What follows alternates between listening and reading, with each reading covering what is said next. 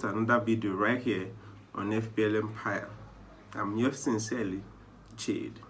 In this one, we'll be looking at my team review for Gameweek 1. So give it a like if you enjoy it. Subscribe if you are new around here, and let's jump into it. So much has changed since my last video as far as my team selection is concerned. As a matter of fact, I only have 6 out of 15 players left in my current squad. Crazy, right? Crazy. The number of injuries to so many players had influenced the change, and right now this is how my team is looking. I can't wait to share it with you guys. First, we'll start with the players that have survived the vast majority of change that have occurred between then and now. And interestingly, only my goalkeeper position in Robert Sanchez, Trent Alexander-Arnold, Mo Salah, Harvey Barnes, Bruno Fernandes, and Mikel Antonio are the only surviving players from my last draft. So we're just going to put them right there, so that we can review the new players that are coming to my plant and my thought process going into Gameweek 1. The thinking of my formation has not changed. I still feel strongly in attacking the first few game weeks with a 3-5-2 formation. This is why I still have a 4.5 million striker who may never play, may never get any minutes, any points in my team. So we'll start from the defense, and in my last draft video, I've talked extensively about Trent, so we're not going to be repeating all of that again. He stays in my team. He's pretty much one of the few essentials that we have in defense at the moment. So we'll be moving on to the one, the only Luke Shaw. Luke Shaw at the moment is the most owned player in the entire game. I'm telling you guys, with 54.6% ownership, that's just mad. That goes, a long way to show how highly rated Luke Shaw is. And as far as I'm concerned, as 5.5 million is pretty much underpriced. And now that we know that he's going to be available and ready for Gameweek 1, he walks straight into my team. His 72 chances created last season ranked second best among defenders in the entire game. And now that we know that United had solidified their defense with the addition of Rafael Varane, we know that they are going to keep more clean sheet this time around. Coupled with his attacking potentials, we were all struck at the Euros how brilliant he is. This is going to be an amazing season for Luke Shaw. And he's on corners, he's on free kicks, he's so attacking minded, he will rack up those assists, he will even score those odd goals sometimes. What's there not to like about Shaw? He's in my team and he's sitting pretty, as a matter of fact. So we'll be moving on to most likely the surprise package of this season so far, Konstantinos Tsimikas. What's there not to love about this guy, really? A 4 million Liverpool defender? Come on. The injury to Andy Robertson was unfortunate, but to have a 4 million starting Liverpool defender is a dream come true, really.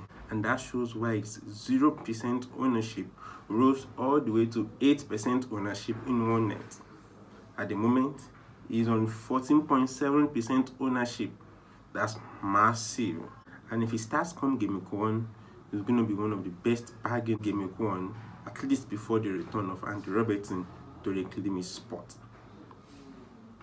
So I'll be doubling up on Liverpool defense with Alexander-Arnold and Tsimikas to complete my backline for Gameweek 1. So we'll be moving on now to the midfield, and I'm going to warn you guys, this midfield is sandwiched with quite a number of differentials. Yes, I'm going dynamic into Gameweek 1, really. So we're just going to start with the with the folks that survived from the previous draft. And then, of course, those you cannot just overthink. They need no introduction. They are going to guarantee you 230 to 250 points this season. Mo Salah, Bruno Fernandes. Aha. Just don't overthink it, guys.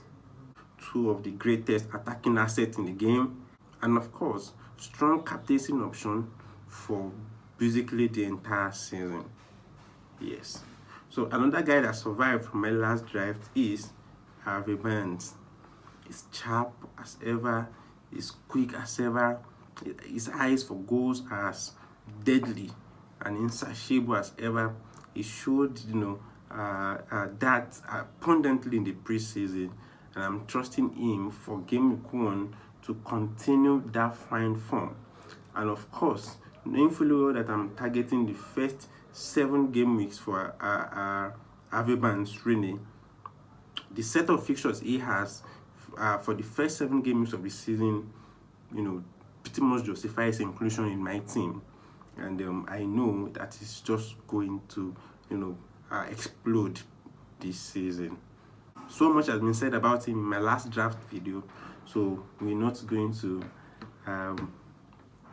start to eulogize Harvey Barnes again this time around. So the final 2 spots in my 5-man midfield is an interesting one. So first, I'm going to start with Nicolas Pepe. Last season, his 15.2 FPL points per million is pretty good, and he had 3.9 points per match. Where things get really interesting is the form he finished the season with. And in the last 3 matches of the season, he scored 5 goals.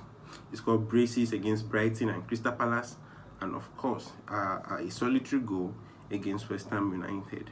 He is one of the biggest differentials in the game.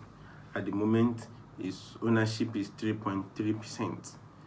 Though many will argue that Arsenal's opening fixtures aren't that good, but I'm particularly interested in Gameweek 1 when Arsenal plays Brentford. Gameweek 2 and 3 against City, Chelsea and City may not look good. I may even end up transferring him out against Gameweek 2, depending on the situation. But for 1 match only, Nicolas Pepe is my massive punt for the Brentford game. Then I see what happens afterwards. I really want to have him in my team for Gameweek 1. We see what we'll do with him starting from Gameweek 2. To complete the 5-man midfield is Bertrand Traore, one of the hidden gems we have in the game, really. Last season is 22.5 points per million. Is up there with the best asset in the game. He had 3.8 points per match, and at 2.1% ownership at the moment is a massive differential. He's pretty much nailed, at least for the start of the season. And Villa's opening fixtures particularly are extremely decent. So it is because of those opening fixtures really that I just can't do without an attacking, Villa midfielder. And Traore tick all the boxes. He ticks all the boxes. Watford, Newcastle, and Brentford are massive opening fixtures. And trust me, guys, Traore is going to come up with the goal. Another option is El Ghazi. Of course, it's pretty much a rotation risk, just like Traore too. However, I feel Traore is has the edge over El Ghazi, and there are a number of spots open in the Villa's attacking midfield positions, and I feel the 2 of them basically might just end up starting the opening 3 games. I'm talking about both Traore and El Ghazi. So either of them are good shout, really, just behind Danny Ings for the moment, because even Watkins is a doubt to start this season. So we'll be moving on now to the attack, where the pacey, energetic Mikel Antonio is already sitting pretty. So to complete the 2-man forward line is the one, the only Danny Ings. I tried as much as possible to overlook him, Brene. However, he brings so much dynamics to the table. He's a proven clinical finisher in the league. And the first 3 game weeks for Villa are really Bradford, Newcastle, Brentford. That is the set of fixtures we want our players to have. So it's a dream set of fixtures basically. And knowing fully well that Danny is a proven quantity, is a known quantity in the league, we will pretty much come up with the goods in those fixtures. He showed, brilliant movement in pre-season. By the time the players that are out, return, I have a feeling that Danny Ings will fit in perfectly. So now to my bench, as against Ben Foster in my last draft. Now I have Jason Steele, the backup goalkeeper for Brighton. So in case there's an emergency, there's an unforeseen occurrence, something happened to Sanchez, I'm having their backup goalkeeper lying right there on my bench to take his place. So the other 3 guys on the bench are Vladimir Sufal, which I spoke really highly of in my last draft video.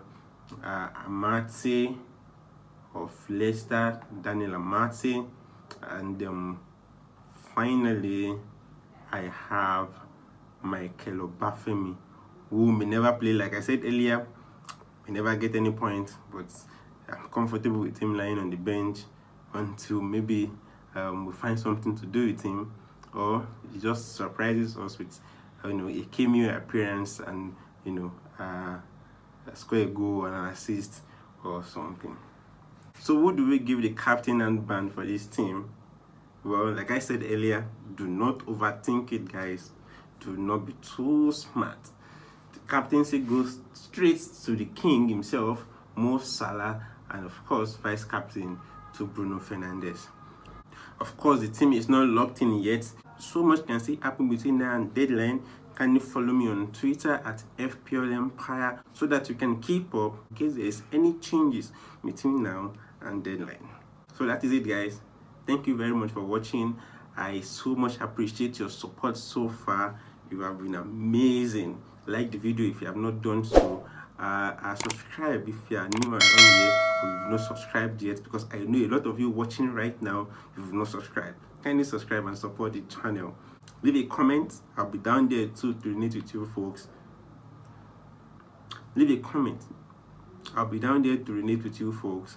And until I see you in the next video, bye for now.